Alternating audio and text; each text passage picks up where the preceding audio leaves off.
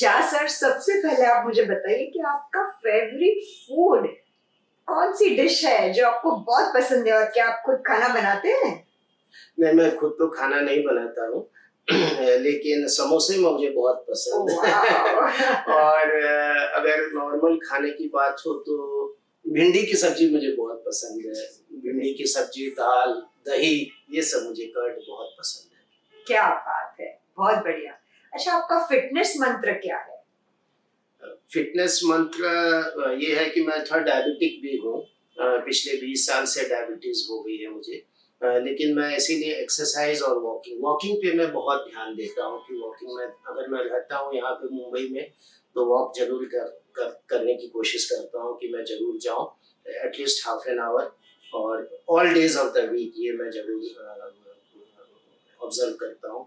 और secondly exercise, थोड़ा meditation भी करता हूँ मैं। सवेरे कोशिश करता हूँ कि थोड़ा समय निकाल के चुपचाप बैठे, जिससे कि बहुत सारी ताकत और एनर्जी भी मिलती है।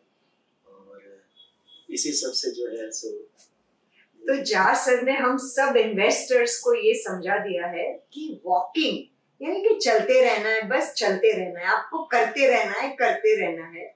लंबे समय का अगर आप घोड़ा बनोगे तो रेस में टिके रहोगे। और दूसरी बात, मेडिटेशन, जितनी आपकी उम्र है उतना मेडिटेशन टाइम निकालिए दिन में और करिए, ताकि आप अच्छे डिसीजंस अपने जिंदगी के लिए और अपने पैसों के लिए भी ले सके। क्या बात है जा सर, बहुत मजा आ गया। अब एक और चीज मैं आपको थोड़ी पर्सनल पूछना चाहूंगी। आपकी फर्स्ट सैलरी कितनी थी वो शायद ना पूछूं, आप बताना चाहे तो बता सकते हैं, लेकिन आपने सैलरी के साथ किया क्या? सबसे पहले मेरी सैलरी मैं बता सकता हूँ। एलआईसी में ज्वाइन किया तो कुछ नहीं, करीब 3000 के आसपास था, 3290 रुपीज के आसपास, 3200 rupees, let us be more specific. और सबसे पहले तो मैंने अपने लिए ही कपड़े खरीदे अच्छी बात है। मैंने अपने नानों की ट्रेनिंग थी विश्व युवा केंद्र दिल्ली में, एलआईसी में। तो सबसे पहले जैसे ही तनख्वाह मिला तो कुछ अच्छे कपड़े अपने लिए खरीदे, कुछ घर भेजा अपने पेरेंट्स को, सर्टेन पोर्शन। तो वैसे ही हमने स्टार्ट किया अपनी लाइफ। अच्छी बात है। सो जा सर से हम ये सीखे कि you have to be presentable, you have to also have your own goal, dream, wish. पैसा सिर्फ बैंक बैलेंस बढ़ाने के लिए नहीं है, खर्चा भी करना जरूरी है, और लाइफ को एंजॉय करिए। देखिए कितना अच्छा उन्होंने बताया कि मैंने मेरे लिए कपड़े लिए और मेरे पेरेंट्स को भी भेजा। वाह क्या बात है, यानी कि हर चीज उन्होंने की जो उनको सही लगी अपने दम पे। अगर आप LIC म्यूचुअल फंड के मैनेजिंग डायरेक्टर और CEO ना होते तो क्या होते?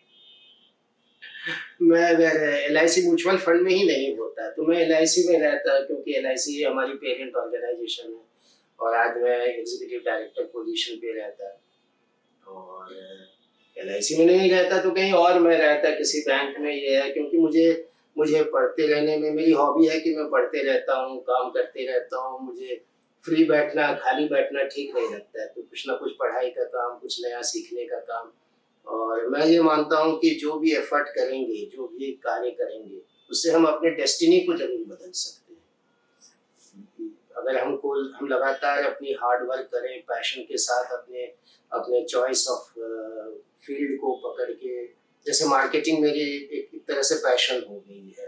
कार्य करते करते मुझे समझ में आ रहा है कि ये बहुत अच्छी फील्ड है, बहुत एनर्जेटिक है और बहुत पॉजिटिविटी लेके आती है लाइफ में। तो जो भी आपकी पैशन है उस तरफ मोड़ सकते हैं। तो मैं भी शायद किसी किसी और दूसरी मार्केटिंग कंपनी में किसी में काम करते रहता है। मैं भी हमेशा यही बोलती हूँ कि मुझे सिर्फ मनी मैनेजमेंट, फाइनेंस, इन्वेस्टमेंट्स के अलावा कुछ नहीं आता है। तो शायद मैं भी आपके जैसे ही सहमत हूँ।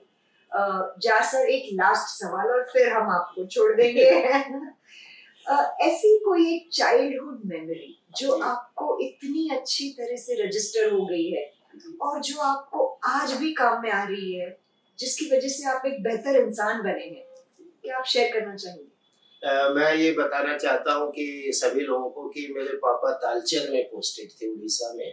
उस समय NCDC बोला जाता था, नेशनल कोल डेवलपमेंट कॉर्पोरेशन। और मेरे से 2 बड़े भाई हैं, तो वो लोग जब पास में स्कूल थी तो जाते थे तो मुझे भी पकड़ के ले जाते थे और मैं भी जाके KG क्लासेस में बैठ जाता था।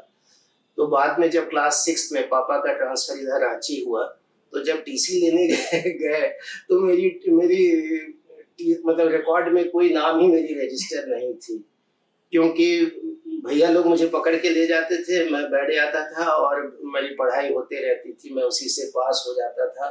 मुझे डबल प्रमोशन ये सब भी मिला, KG 1 से KG 2 सीनियर KG में आके धड़ाक से, और जो भैया लोग पढ़ते थे उसी से मैं क्लास 1, 2, 3 कहीं नाम मेरा हो गया लेकिन जो फॉर्मल एडमिशन था वो मेरा कभी भी नहीं हुआ। तब क्लास 6 में जब पापा का ट्रांसफर हुआ और जब सर्टिफिकेट लेने के लिए गए, तब सारी एडमिशन की फॉर्मेलिटी, तो ये चीज़ कभी याद आती है तो हंसी भी आती है और अच्छा भी लगता है कि भैया लोग हाथ पकड़ के उंगली पकड़ के ले गए थे, बैठा देते थे क्लास पे और हम जो है सो पढ़ते गए। मुझे तो ध्यान नहीं था कि एडमिशन क्या होता है, उस समय समझता नहीं था, लेकिन हाँ जो भी किताब बुक्स मिलते थे, भैया लोग जो पढ़ते रहते थे, वही सब चीज़ सीख के पढ़ के धीरे धीरे करके जीवन में आगे बढ़ गया। क्या बात है। ऑन दैट पॉजिटिव नोट, केवल ज्ञान ही आपको आपका हक दिलाता है, और हमारे जो फैमिली मेंबर्स हैं, हमारे भाई बहन, माता पिता, ये हमेशा हमारे साथ रहते हैं और उनसे हम बहुत सारी चीजें सीखते हैं। धन्यवाद, thank you very much jar sir. आज आपने अपने बिजी शेड्यूल से टाइम निकाला और हमारे सारे व्यूअर्स को आपने बहुत अच्छी तरह से काफी सारी चीजें सिखाई। मैं बहुत बहुत शुक्रिया अदा करती हूँ। Thank you very much. Hope you have liked this knowledge on investing. Please like us, share this video, and do not forget to subscribe to our YouTube channel.